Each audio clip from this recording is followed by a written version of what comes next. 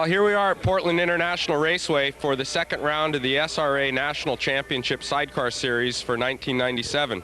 I'm sitting atop a long chassis, which is built in California. It's a very nice, different type of machine that used to be raced out here. It was a shorter chassis in the past, and we've developed this into the long chassis based on what they're doing in Europe.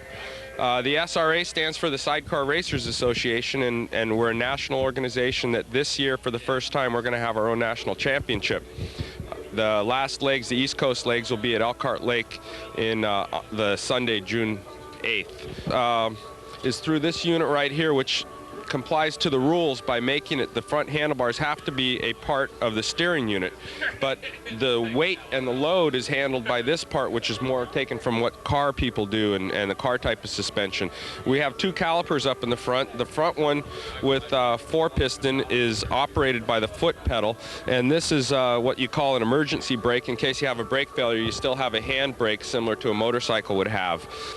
Moving back, we have a tubular chassis that goes on back and connects to the rear. We've mounted the brakes inside the tube chassis, and we use a linkage over to you're using your right rear foot in here as you kneel in the bike to push the brakes on. The motor is strictly a motorcycle motor. This is a Kawasaki 1100. It's been highly modified. It has a dry sump system.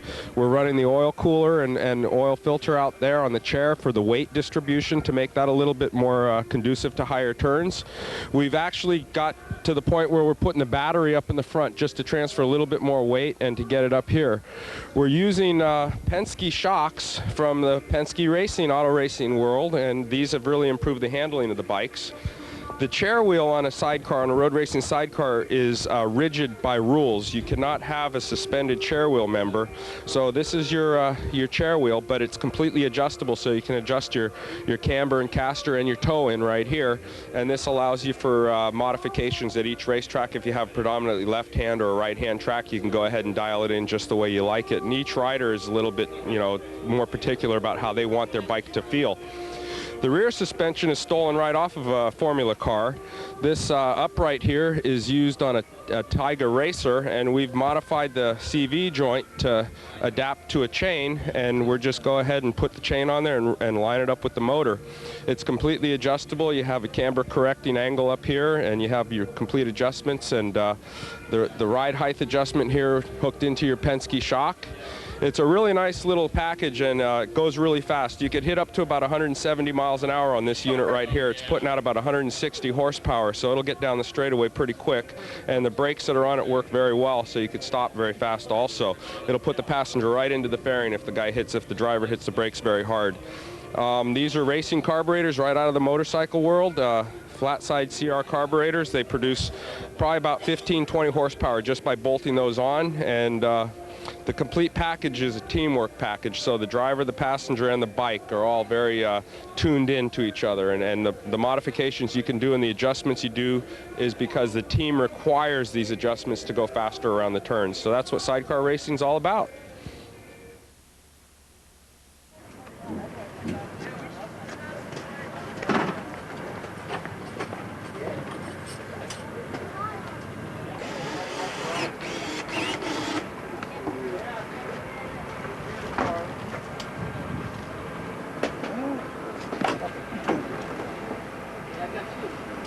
Okay.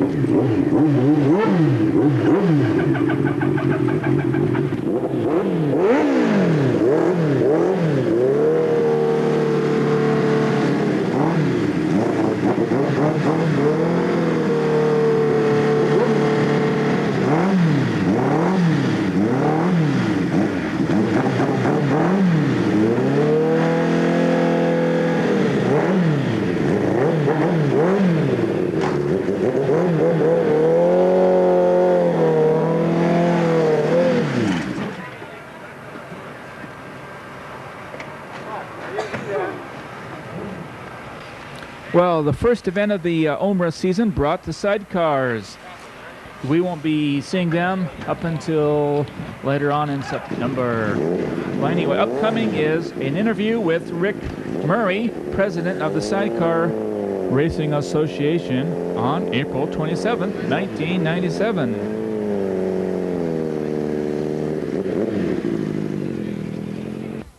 President of the Sidecar Racers Association for the Western United States, and we're here this morning, or this afternoon.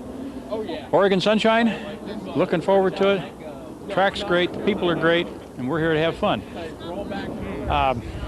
Sidecar racing's been around in the U.S. since the early 60s, early to mid 60s. It's the only motorsport that requires two people. The horsepower, the machine, all takes kind of a back seat to the passenger and driver. The team's what's the most important part of the sport. If you ever are willing to trust your life in someone else's hands and have a whale of a good time doing it, this is the way. How do you view Portland on your first stop? Okay, Portland, this is our third year up here. The track is great. People treat us well. Portland's fun. This is our second of a series for the National Championship for 1997. Previous race was at Willow Springs last weekend, and we run here this weekend, and then the second weekend in June we'll run at Road America for the final race to make a national champion for 97. What kind of speeds do you hit in the front straightaway? We're running 165 on the front straight here when we shut down. I heard that if you go down to like the next race, you'll be going some downhills, and you might really hit some really down. Yeah, Road America is supposed to be very, very fast. They're scooting us up here. Okay, well, what are we doing here now? Well, today what we're doing is a chance for the public to come and see the machines up close, do some video, photos, autographs, whatever, kind of announce to the spectators what we're doing. We had a new series sponsor for 97 called Crank 2.0. It's a caffeinated beverage, caffeinated water, great stuff, and they've been very helpful to us. Okay, well, looks like everybody there is getting a chance here. Let's see here. Yeah. You gonna be running any? Do people get a chance here to go for a ride here? Yeah, on Saturdays when we're up here, they sell tickets.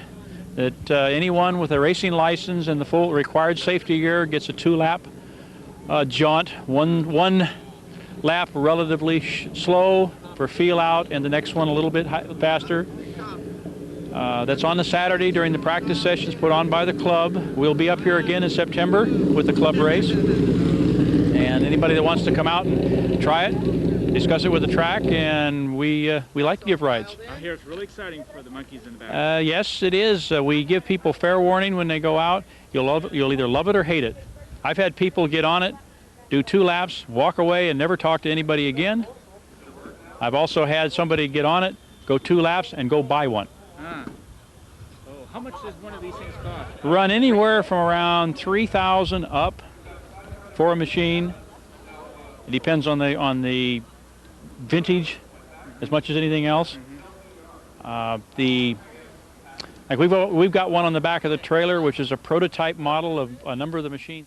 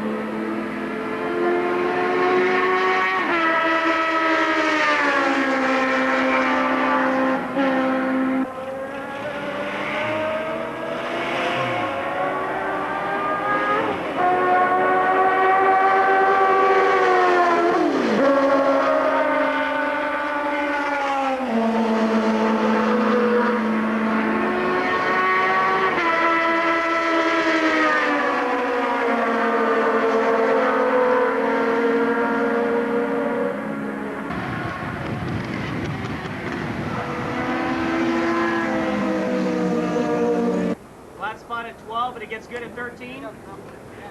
Well, yeah, better, not good.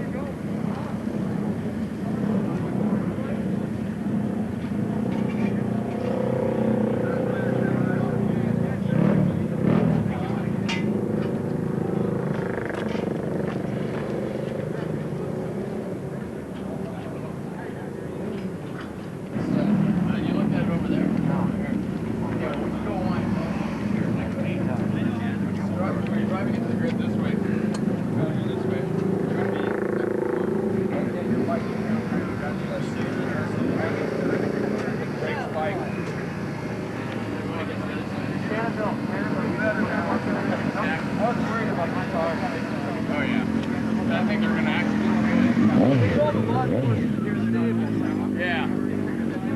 Could have been we didn't have enough air in it before. It seems like it would be the other way though. You know, less air, more on a pound. Yeah, exactly.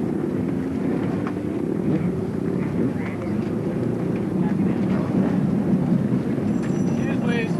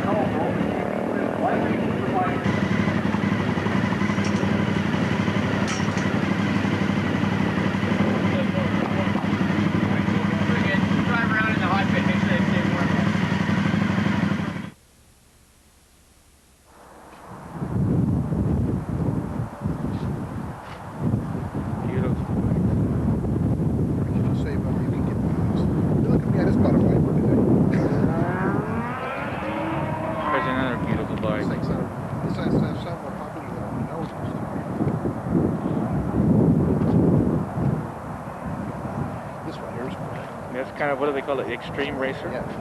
That's sort of extreme, you know, avant-garde. Avant-garde. Leading edge, as I would say. Leading edge. Ooh. Sure looks like a race bike to me. Would have fooled me, of course. Boy, that's a nice bike you got. What is that, 1100? Yeah. Wow. That's pretty. Is this 1997? It's a 900. 92? Wow. It's like a 97. We keep They have changed much. Yeah, that's it. There's only so much you can do. It comes stock with all the wheels the way they are? Wow. No, it comes without. Oh. A comic in the crowd. All right. They have it everywhere. Ooh, boy. We had that thing up to us. Just put it on blocks and give it to you that way. really honestly All right. don't know. Usually looking at the road when I dial it on. What was the guy you had?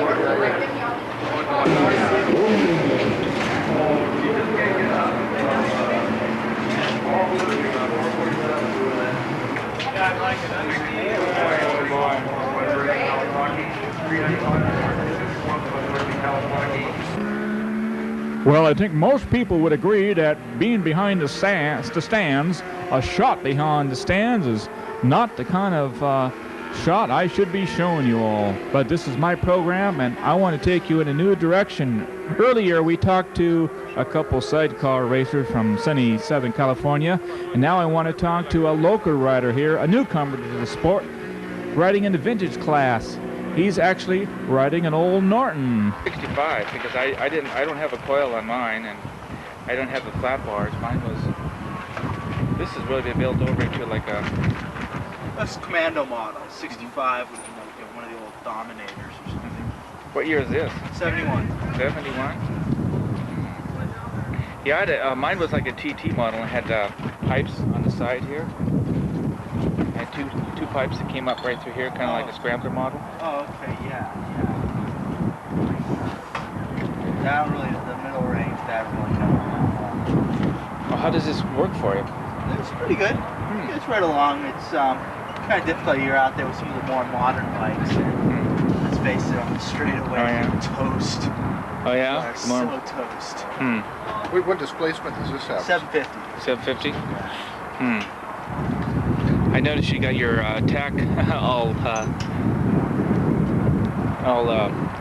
taped up there. No, that's a requirement. Just to cover the portions of all gauges that you aren't actively using. Oh, so you don't get distracted. Well, distracted, and also they're worried about glass breaking. Oh, huh. That's interesting. You know, you want glass, you want tape, because then, let's face it, this thing goes down and speeds crash holes the track. You're not going to make any friends. Well, how fast does this bike go out there? I don't really know. I don't. Obviously, no speedometer on it. It's turning about. I know somebody said low 50s, high 140, 150 seconds around. Probably, my guess would be just over the time, just over 100 miles down the straight. Well, these were the fast bikes of yesteryear. Oh yeah. And they still are working pretty good. You have many problems getting this thing working right, or? No. I went through the motor, over the winter and the spring, and it really doesn't have that much mileage. It's almost a brand new motor, brand new transmission. Really, everything's been gone through on the bike. I've had zero problems with it. I know these Nortons were notorious for leaking oil and what other things. The Lucas was, problematic. But you got disc brakes on this too. Yeah. Well, those are aftermarket. They're reproductions of the stuff they used on the production racer. Parts for these things are easy to come by. The vintage movement is very active. There's another Norton parked on the far side. Oh, I gotta go check that other Norton There's now. a couple more, and a friend of mine down from Canada is parked a bit over that way on 142. It looks kind of like a John Player special, but it's not because it's built off of that. Well, where are you from? I'm local. Beaver. Local? Oh. Do you mind if I put some of this on Access? Maybe make a show about this, put it on TV? Sure. If you want to do vintage stuff, I mean, there's a million of these guys out here, and they'd all be willing to talk to you. Oh, great. This is Vintage Day? Is that? No, it's there's I don't have the... Well, there's your race day schedule, but... Yeah, but that's not actually going to tell you what you want to know. If you give me a minute here and let me root around, I think I can actually find what you're looking for. I'll look at your bike while we're looking. This is a super clean Norton.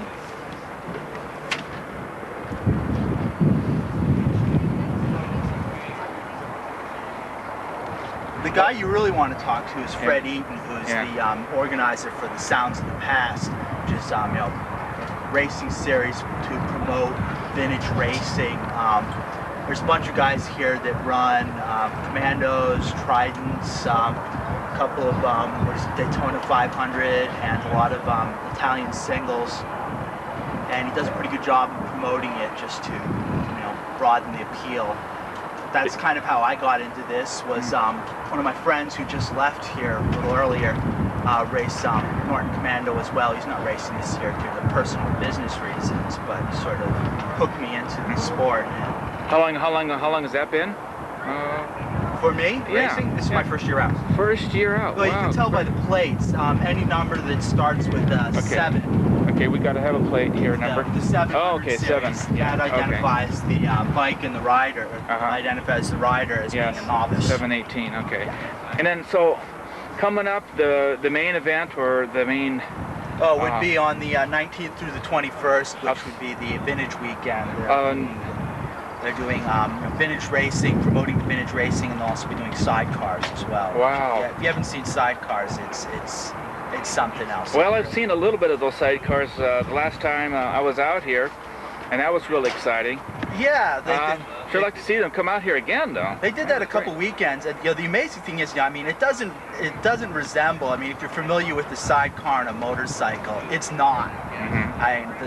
It's the chassis. It's built as, you know, one vehicle with 3 wheels.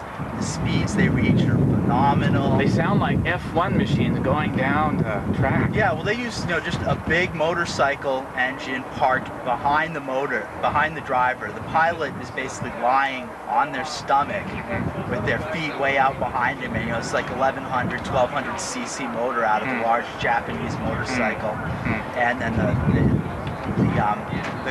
passenger, what they technically call the monkey, is just crawling all over the place on the back of that thing. It gets a chance for someone to ride those things without, you know, being involved in, because you can just pretty much be a passenger on that thing. Well, no, you got to work. You got to work for your passenger. Actually, usually when they race the sidecars here, they will usually take you out on. They will take people out on demo rides. Get a chance to go for a ride on this thing. Yes, I took a guy. One of the guys, I was working corners that day, and one of the guys went out for a ride on one of these things. It was like nothing else he'd ever done. It was all he could talk about for the rest of the day. Oh, and that's what kind of got you hooked to come out yourself and try some of this vintage racing. Yeah. Oh, yeah. It was, you know, well, I'd owned the bike before then, and you know, I just sort of thought that, you know, gee, if I was going to do this, you know, it'd be kind of nice to do it on this. I've got a bunch of others that, you know, I could have easily taken a modern motorcycle and got that ready for the track, but this just seemed more interesting because, you know, and you end up working on it a whole lot. But how much time do you actually spend on this bike? You know, getting it prepared, coming out to the track. Between races, you know, unless something breaks, it's actually pretty minimal. You know, you just want to go through and make sure that everything's still secured, that you have no leaks, and that everything's in good working order, and that you'll pass the technical inspection for the morning. You know, like I said earlier, over the spring, I pretty much tore the entire bike apart, and I've gone through the entire engine, the transmission, rebuilt the front end with the disc brake as opposed to the Norton drum brake. Probably stops a little bit, tad bit sooner. A lot. The Norton drum brake is, you know, you grab a big handful, and it's like, okay, any day now, are we going to stop? Yes? I know, I got my rear drum brakes on mine, and yeah, okay, I'm wondering when it's going to stop. Yeah, or if. Yeah, so you know exactly what it's like. I got a 65 Norton. But you know, it's really, other than the disc brake in the front there, it really is completely stock. You know, the motor, there are no modifications whatsoever to the motor. It runs just fine on street gas, so I don't burn a fortune in racing fuel. And you don't need much. I mean, you don't need a fancy hauling rig. You just put it in your own whatever you have, and come on out here. Well, yeah, actually, I went out and bought the truck just to go racing. I didn't actually own a car prior to this. I just, so you bought the truck to come out here and race? Yeah, I had 3 motorcycles and no car. You're a two-wheel type guy, and oh yeah, and of course, just this guy here is my friend here. He'd rather have training wheels, but he was on one of these things, but to each our own. But so I just went out and bought a cheap truck, and that was the only way to get to the track. Wow, the vintage racing then seems to be a very affordable sport. Then. No, it's not. Not. If you want to learn to go racing, I can tell you right now, there are a lot cheaper ways to go racing than doing one of these. Number one, the anti-cost for the bike is fairly expensive, and you're gonna pay. If you want to buy, a good Norton or Triumph, especially Trident. Tridents go for big money. You're gonna pay $2,000 for something that runs anyways. Yeah, but if I was to race the 600 Super Sport, what do those bikes go? I mean, with the newer. No, but if you want to learn how to go racing, you're nuts to go racing. You're nuts to go novice racing on a 600 Super Sport.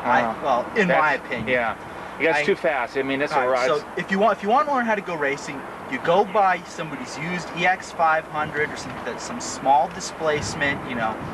It's still a 4-cylinder. It's pretty fast, but it's not going to get you killed.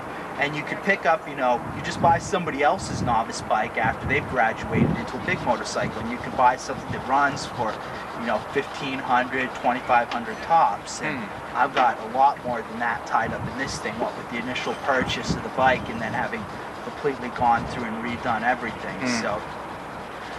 No, vintage. You're doing vintage more for the love of vintage and keeping the vintage bikes on the road. Absolutely. And keeping the bike intact. I mean, this is our history of motorcycling, and then this is the Norton, the British, and then the Japanese took over. That's basically what you're trying to do is just keep the heritage happening here. Yeah, which is cool. Like the old saying goes, I need to get the T-shirt that says it, but I race motorcycles and I'm broke to prove it. And sink a lot of money into it.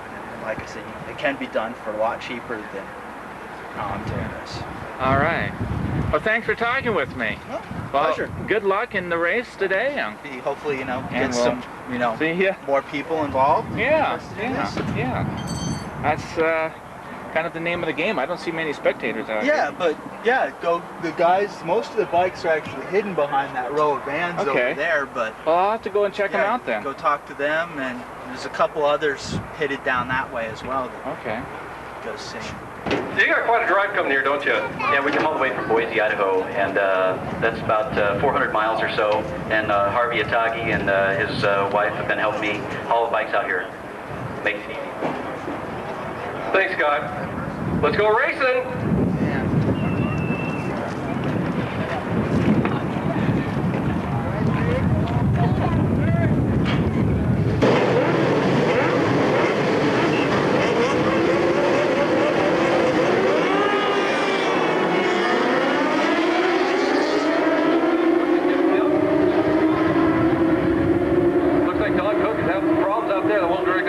For Don. Going on, we've got bike number 293, Briggs Allen Willoughby, sponsored by San. Mike Sullivan, big lead now on the first lap, followed by David Cook, Don Declan.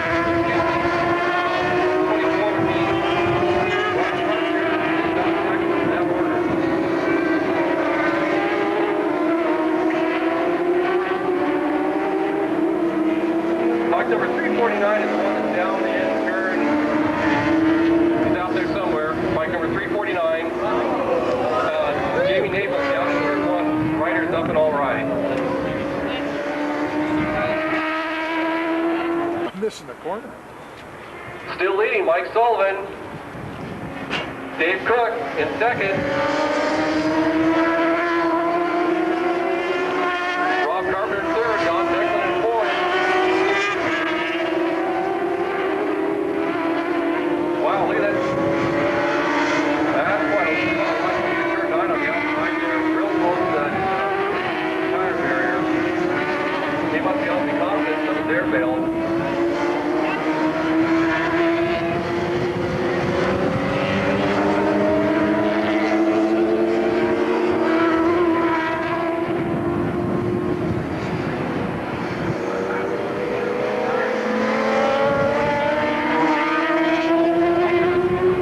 More reports of riders leaving the track and getting back on. Again, the temperature of the track bringing the grease up to the surface and causing a lot of traction problems out there.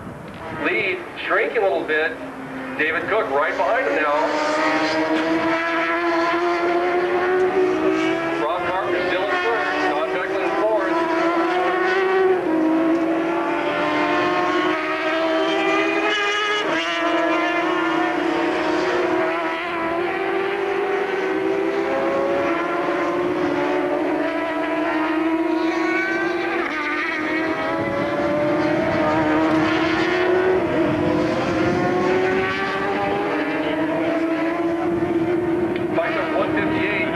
That'd be Tom Smith down in turn 5. Riders up and all right. Again, that's Tom Smith, like number 158, has gone down in turn 5, but the rider is up and all right.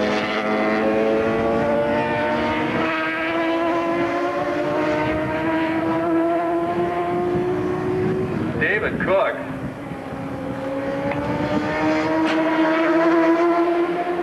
Rob Carpenter still in third. Becklin in fourth.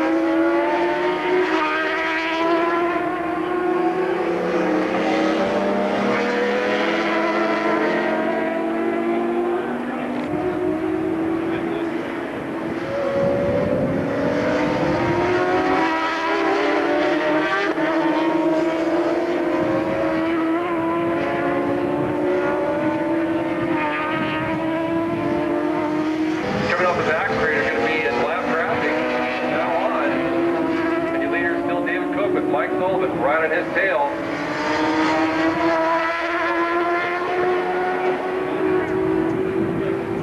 We've got Mike Sullivan again, where we got our leader at about a 112 and a half.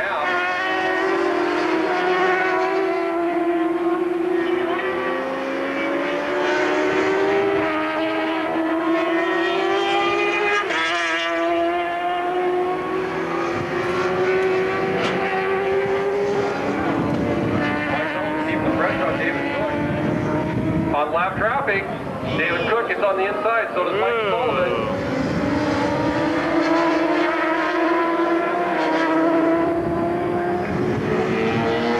Rob Carpenter still in third spot.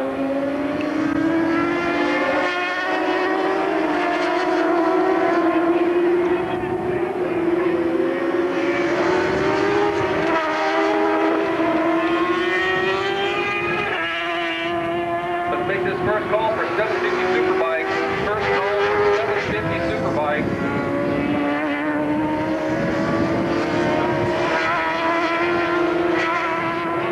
Whoa! Guy splitting a rider coming in turn 9. That's going to be pretty scary.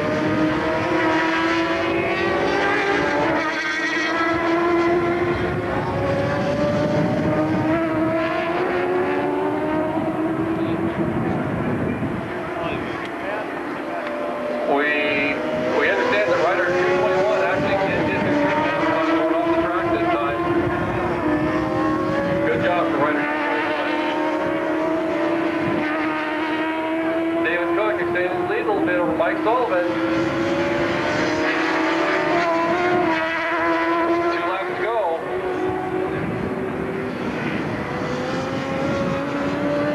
Number 24, Rob Carpenter, third. 164 now in the fourth spot. That's Troy Berstock. Just ahead of Don Becklin. So Troy Berstock is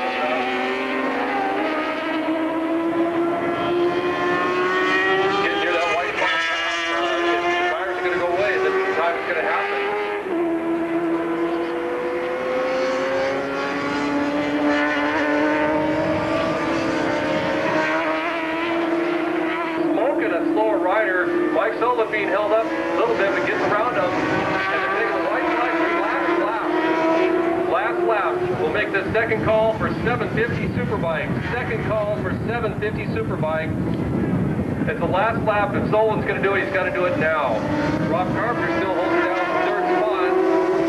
Troy Burstock, he's still in fourth. And Don Becklin in fifth.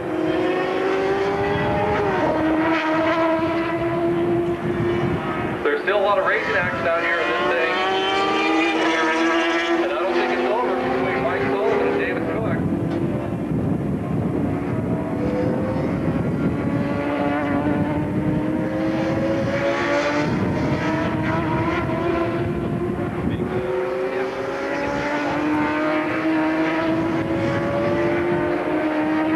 Your leader getting on the back straight at this moment.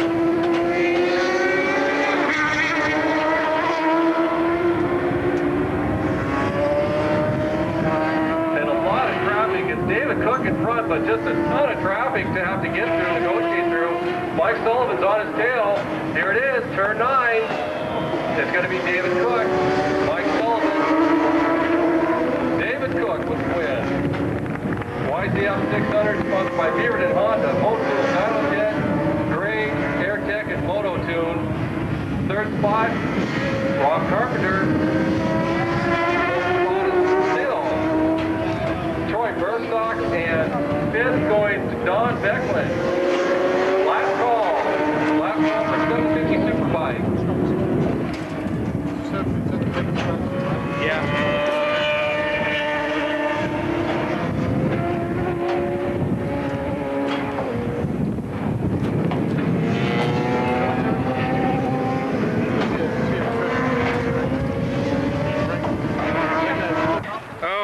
I think I want to talk to somebody here and ask a little bit about what's going on today.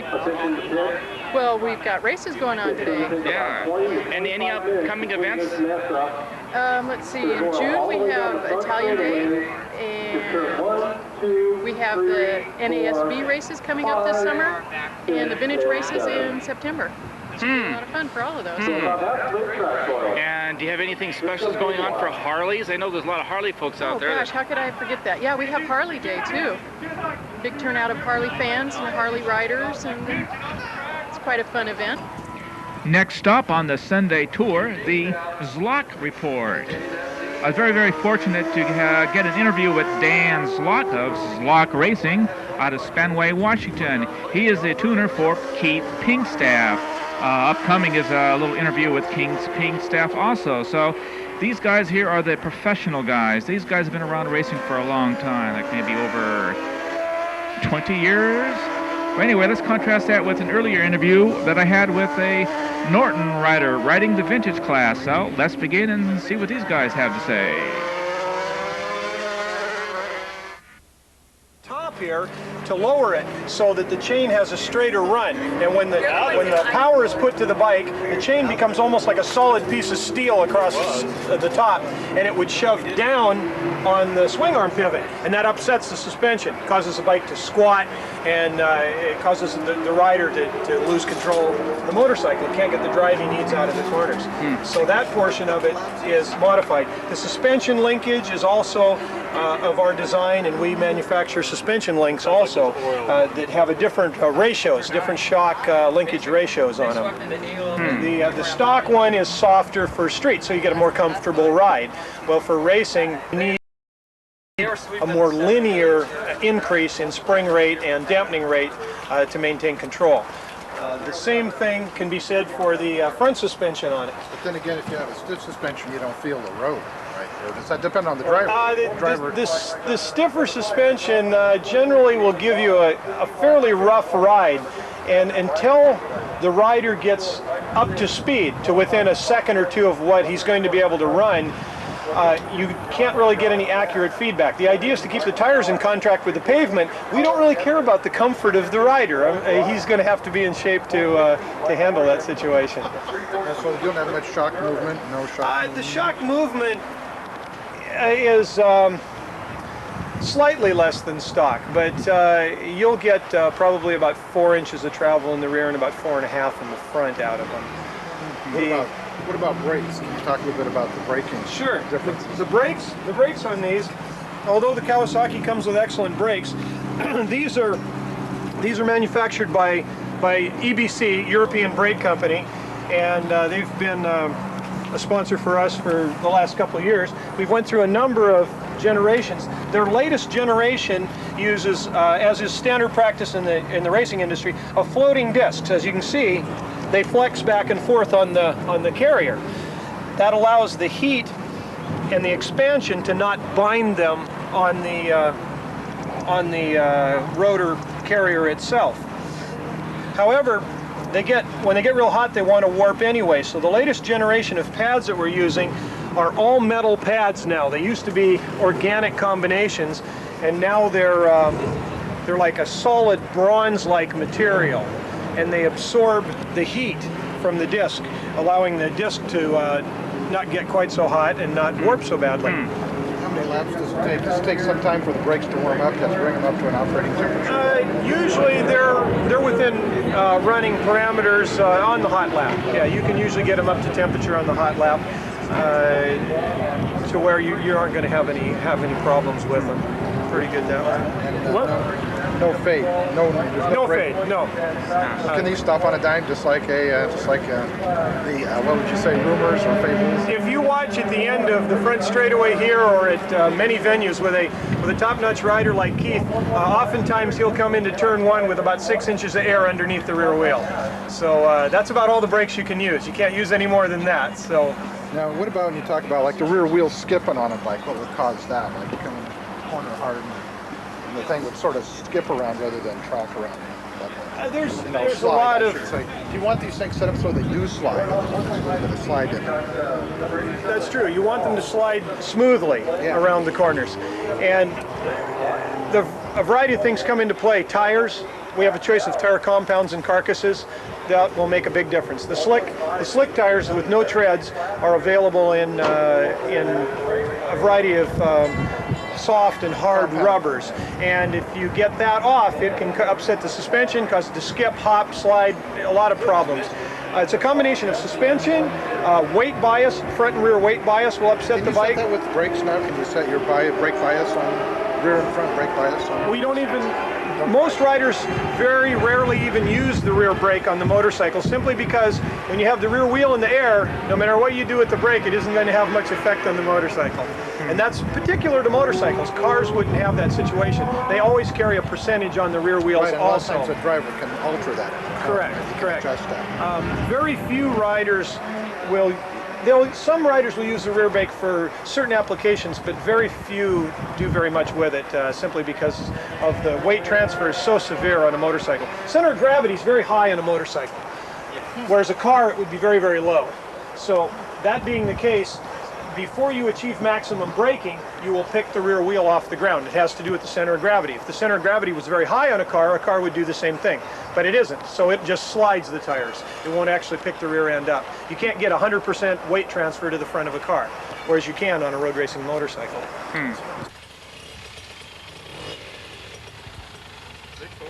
Okay, we are in the pits of Zlock Racing here, and how are you doing today? Doing good. We ran practice this morning, everything worked well, and ran the heat race, won the heat race, so we're looking forward to this afternoon's main event. Should be in about half an hour, 45 minutes. Do you think it's going to happen? Because I heard some stories here that if you don't get this track running in 45 minutes and the oil doesn't get whipped up or something like that, they're going to close the track down. It's almost getting closing time now. No, we can run. It's about 20 till 5 now, but we can run till 6 o'clock, so it shouldn't be a problem. I think we've got 5 more races to go, so we'll get them all off. We may shorten the mains from 10 laps down to 7 laps, but we'll run all of them. Well, I know you're retired, but really, how are you doing today? Doing good. Retired from national racing and retired from running even the local stuff on a full-time basis, but doing some testing for Zlock Racing. We've got a new engine in the number 21 bike. Dan built an 835cc kit out of the 750 and did some different modifications to the cams, combustion chambers, so it's running really strong today, so we're looking forward to the final. Now, do you have any advice or any interest that, you know, maybe other people here that would like to get involved in racing? And I know you got some of your mechanical friends here working on your bike, and You know, I don't know that much people can really afford to do that, but well, you can. You don't have to come out with a bike that's a $25,000 bike like this, but we've got a novice class out here you can come and run, and it really is run anything you want as long as it's a competent street bike with good equipment on it. We've got a class before the rider school. You can come out here, go out to Tom Young's place at Portland Sport Touring Center. They'll set you up with prepping the bike for the novice race. We've got one coming up in this August, I believe. And it's a good way to get started. Like I said, if you've got a 450 or a 600, even a 750 street bike, you can come out here with the bike you're riding on the street now and go racing. Now, I've been meeting and talking to an awful lot of the vintage guys, and it seems like that'd be kind of an interesting way to get into. That's not a bad option either. If you've got an older bike, we've got a lot of what they call formula classes or clubman classes, and there you can run a variety of equipment, both year and style of equipment, and it'll fit most any class. We've got a class for most any piece of equipment out here. So bring it out. Even if it's 15, 20 years old, there's a class to run out here. In terms of money, you don't have to be begging with $25,000, but we can also have fun. I mean, is the goal to have fun, or is it? Absolutely. You don't have to be Bill Gates to run out here. Again, if you've got the bike, chances are you have the equipment you need to run out here. You'll need full leathers, helmet, gloves, and boots, but a lot of street riders have that already, or there's a lot of used stuff on the market, or bum it off of a friend who's already out here racing. But you can come out here for $35 in license, $25 for an entry fee, and come out here and race for a whole lot of fun. Now, can you talk a little bit about some of the classes or some of the other events coming up this summer here? I mean, I don't know how much you're involved in it, but you know, maybe. We've got the next club race here, OMRA club race, is the 29th of June, and then there's the North American Superbike, which is a national event. NASB Formula USA race is coming on July 18th, 19th, and 20th. The 18th is a Friday. We'll have a full day of practice out here. Saturday is the club stuff that you can come out here and run just what you will see out here today. And Sunday are the national guys. The big boys will be here in town running the Formula USA class, 125 class, and the American Sport Bike class. So, and then we've got races in August, September, and October as well. Now, you have the sidecars coming back again, too. Yeah, and to be honest with you, I'm not sure what day. I believe that's the September race, but you'll have to check with somebody up in the tower. But they will be back here for one more race this year, and they're pretty fun to watch as well. Boy, those sidecars guys are really exciting out here. Last time they were flipping over, it was the rain, and they're flipping out, and every time, I mean, I really would have liked to. Apparently they weren't used to Oregon weather, and they came up here with just slick tires, which are for dry only. They got caught in a rain shower just before the race, so they're out there on tires that were totally unsuitable for the track, sliding all over, and they actually flipped a car coming on the front straight, righted the car back up, the monkey and the driver got back on and went on racing. So pretty exciting stuff. Those guys are from California, though. I think they're California. I think we had a couple of them down from Canada as well, but I believe the majority of them were up from California. Yeah. Apparently it doesn't rain in California. Yeah, right. Yeah. Well, let's see here. I see some guys here working on your bike. Are you mechanically inclined? Do you have to be really mechanically inclined to get into the sport here? I'm mechanically inclined enough to do my own maintenance on the bikes, but when it comes to building something like this, it's way beyond a sophistication level that I'm capable of doing. But again, you don't have to have a bike here. This bike here will do about 185 miles an hour. It'll do 0 to 60 in about 2.3 seconds. It puts out about 170 horsepower. You don't need that to come out here and have fun. Again, you can run some of the vintage stuff. We have bikes out here that'll put out probably 35 horsepower, and the guys and women have great fun riding them. It's whatever you have for a bike at the time and whatever your skill level is. We've got a class to come out here and run, and it's just fun. You don't have to run. You can run as fast as you want. You don't have to worry about cars backing out of driveways. You don't have to worry about police officers with radar guns. You come out here, you have fun. You've got the camaraderie, you've got the competition, and we've got a class that'll fit every bike made. So it's just a good way to get started in racing. About I've been doing this about 21 years. This is my 21st year, and got started back in '77 just with that same thing, riding on the street, and decided I wanted to try something where you could just kind of test the competition level and your own skill level. Came out here with the bike that I was riding on the street, took the turn signals off and the mirrors, and safety wired it for the track, and away we went, and had just a great time, and have been loving it ever since. Well, what about fear? Is there like a fear factor here of falling off the bike or anything like that you might think about? That Sure, it's a risky sport, and that's something you always have to take into consideration. Again, it's at what level you want to push it. If you want to push it at a level to ride this bike, 185 miles an hour on two wheels is always a factor that there's a risk involved. You can ride some of the vintage classes. Again, there's always a chance of falling and being injured, but at a considerably reduced risk. And there's be a lot of people who will tell you that probably riding on the track in this type of safe environment is safer than riding on the street. So it's a good way to get involved, good way to check your skill level and just have a great time. All right, well, thanks for talking. Sure, thank you.